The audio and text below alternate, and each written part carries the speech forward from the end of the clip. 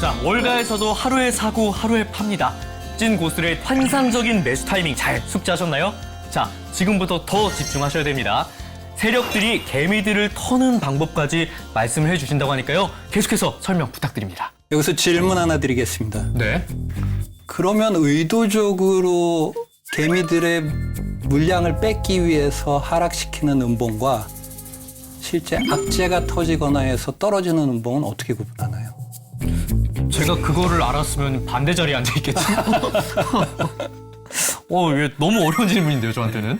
바로 거래량입니다. 거래량이요? 네. 악재가 터지거나 그러면 거래량이 수반되겠죠.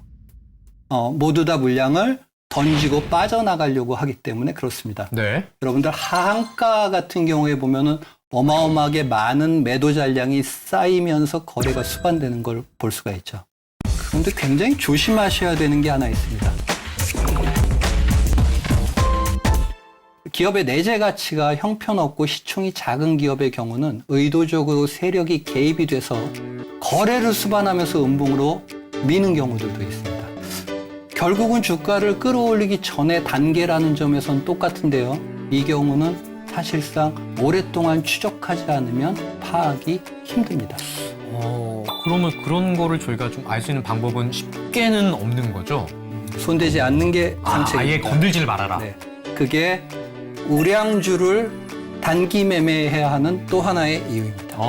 그렇죠. 이게 세력들이 쉽게 막 건들 수 없는 그런 우량주들. 네. 서두에 무슨 말씀을 드렸죠? 우량주를 좋은 가격에 사서 그날 데이 트레이딩으로 수익을 확정 짓거나 혹은 중장기로 끌고 갈 수 있는 선택권을 갖게 된다라는 말씀을 드렸죠. 네. 좀 전에 시총이 작고 기업의 펀더멘탈이 형편없는 기업은 중장기로 끌고 갈 이유가 없겠죠.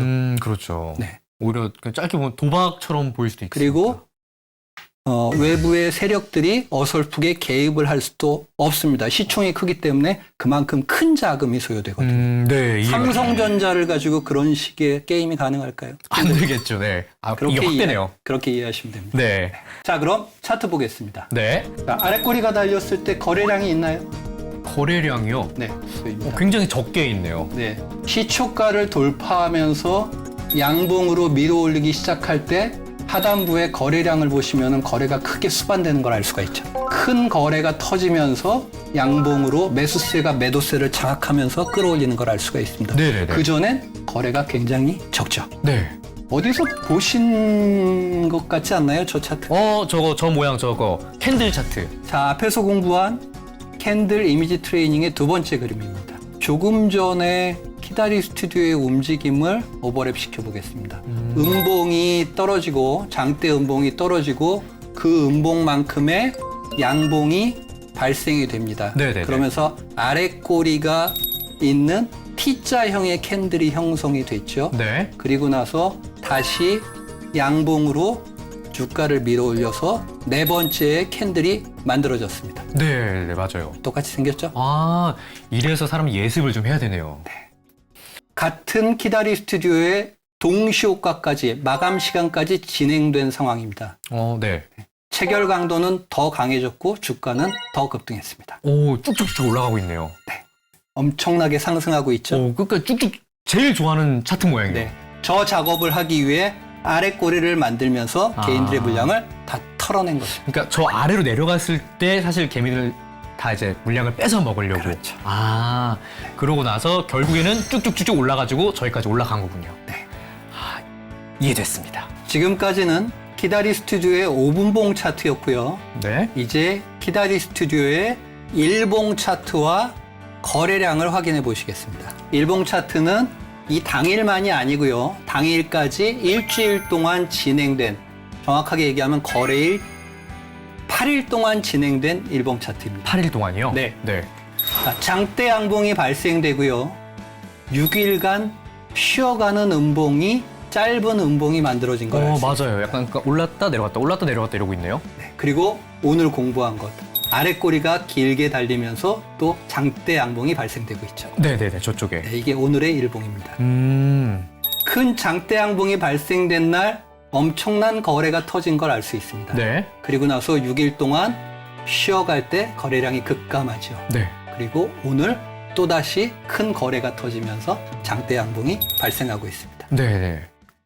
이 뒤에 거짓말처럼 기다리 스튜디오의 실적이 발표가 됩니다. 이런 그 어닝 서프라이즈. 네. 누군가가 처음부터 의도하고 저 차트를 설계했다라는 뜻이죠. 아, 처음에 올려놨다가 떨어졌다가 이제 개미들이 뱉어대면은 다시 올리고. 네. 아. 하지만 여러분들이 일반적으로 생각하는 그런 작전 세력이 아닙니다. 정상적인 메이저들이 저렇게 설계해서 개인들의 물량을 뺏어간 것입니다. 아, 메이저 기관 이런 데들이 저렇게 일부러 만드는 경우도 있다는 거예요? 네, 말씀드린 것처럼 작전 세력은 동원할 수 있는 자금이 한계가 있고 네. 저런 형태의 작업을 하는데 대주주의 동의도 필요하고요.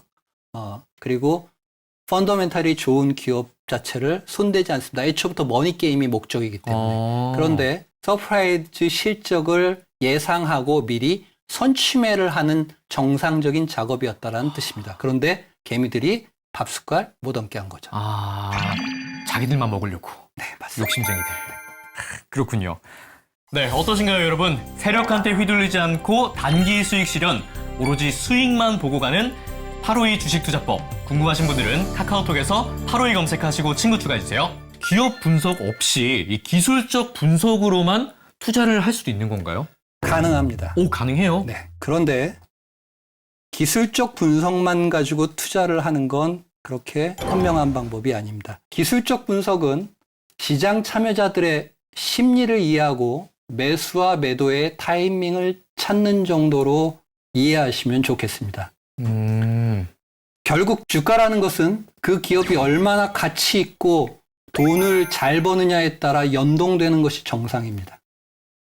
저는 주식이 퍼즐 맞추기라고 생각을 합니다. 그 퍼즐 조각들은 기업의 내재 가치, 업황, 경쟁 업체의 동향, 환율, 프로그램, 수급 이런 것들을 모두 포함하고 있습니다.